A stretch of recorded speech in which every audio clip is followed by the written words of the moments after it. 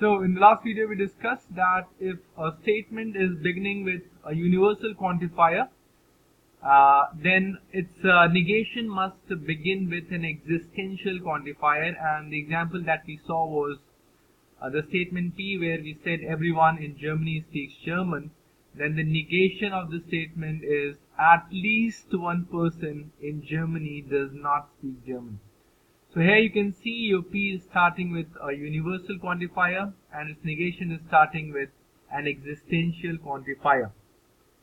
This brings me to rule number 2 here, which says that negation of statements beginning with existential quantifiers, that is there exists and x belonging to A, such that a proposition in X is true, okay, then your negation will start with a universal quantifier, that is for all x belonging to A, such that the negation of the proposition in X is true. X is true. Okay. To give an example, let's say there is a statement P which says, let's take an example, there is a statement P which says, there exists a real number. There exists a real number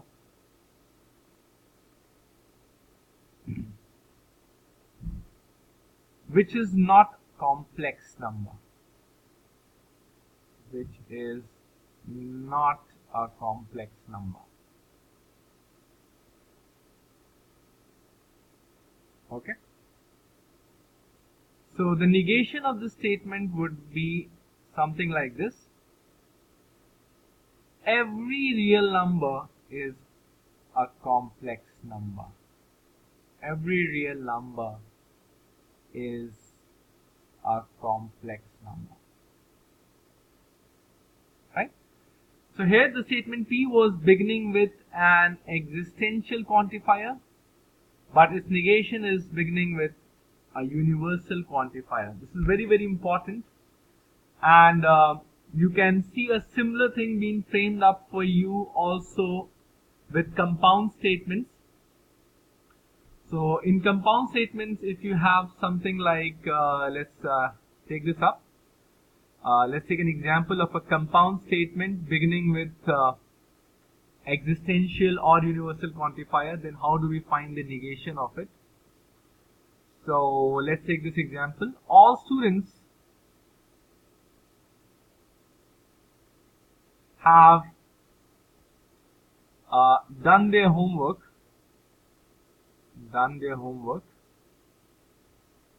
and the teacher is present. Right?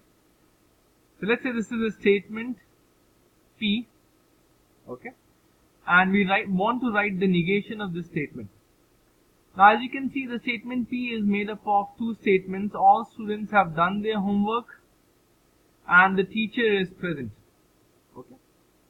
Now this is a statement which begins with a universal quantifier, that is all students, or every student has done his homework. And this is a simple statement. So if I have to negate this, I have to negate this statement or negation of this statement. So what is the negation of the statement all students have done their homework? At least one student has not done his homework, or the teacher is absent. Okay. So as you can see, because one of the statement was beginning with a universal quantifier, its negation has to begin with an existential quantifier, and there was no quantifier present in the second sub-statement, so you can just negate it in a simple way. So you can also say some students have not done their homework. Some students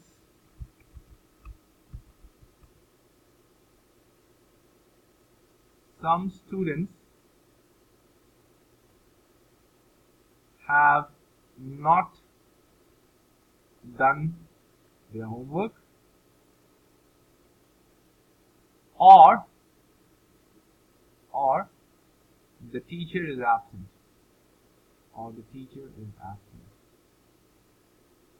Okay. So hope you have got a fair bit of idea about how to negate statements beginning with an existential or a universal quantifier.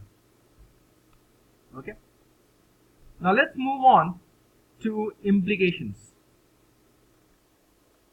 So now let's talk about implications. And in that I'm going to first talk about conditional implication. There are two types of implications as we had discussed earlier. One is a conditional one and another is a biconditional one. Now what's a conditional implication? Any compound statement formed by two simple statements P and Q by using the connective if then. So if P then Q is called an implication, right? And symbolically it is represented as P implies Q. Okay. Here P is called the antecedent.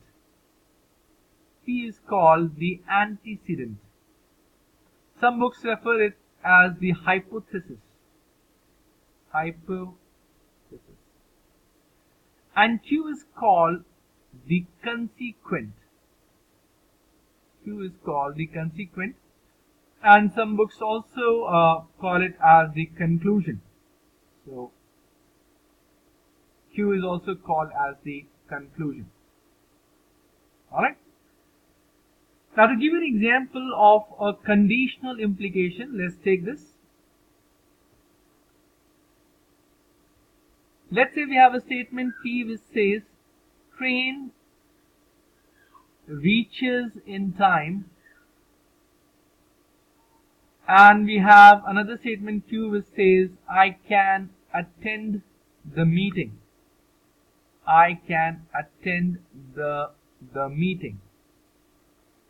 Okay. So if I have to write this as an implication, then it would read like if train reaches in time. So this statement would read as if train reaches in time,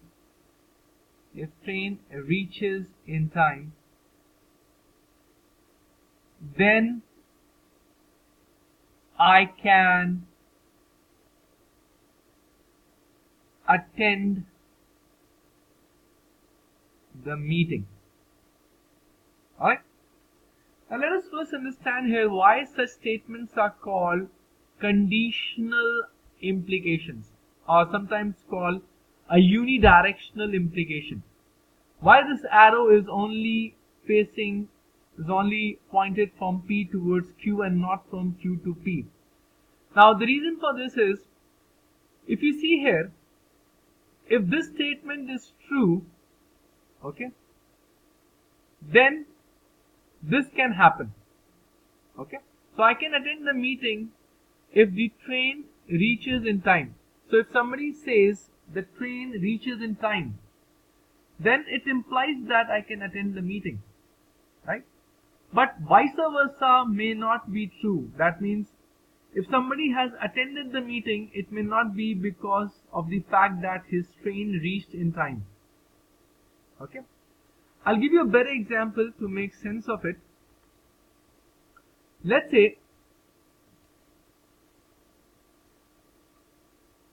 your school remains, let's say this is a school which remains closed on following occasions, right? It may remain closed if it is a Sunday, okay? It may remain closed if it's a public holiday, okay? It may remain closed if there is a band being called off by some activists, okay? So band is called off. Now, if the statement says, if it is Sunday,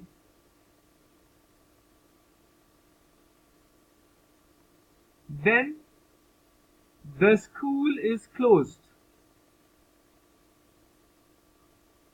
Okay.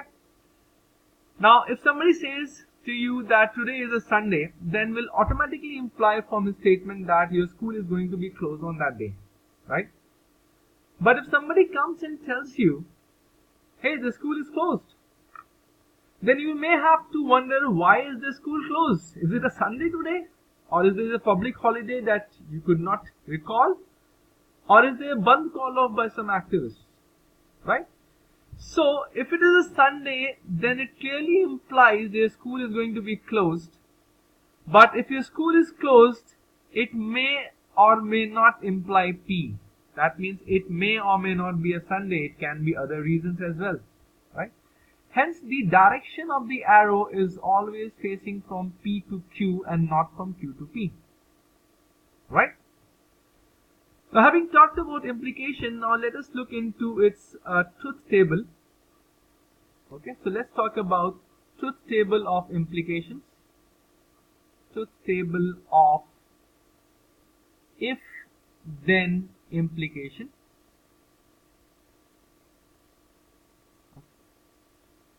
Now, truth table of if-then implication goes like this. Let's say we have P column, Q column, P implies Q column. Okay. So, when P is true, Q is true. If P, then Q will also be true. If P is true, Q is false, then we say if P, then Q is false. If P is true, P is false, Q is true. Then if P, then Q will be true. And P is false, Q is also false. Then we still say if P, then Q is true. Now, this truth table sounds a bit weird because it doesn't come very naturally to us. But let me give you an example which will make you understand this truth table, and not only that, you'll be able to remember this for the rest of your life. Let's say there is a husband. Okay. So let's say there is a husband.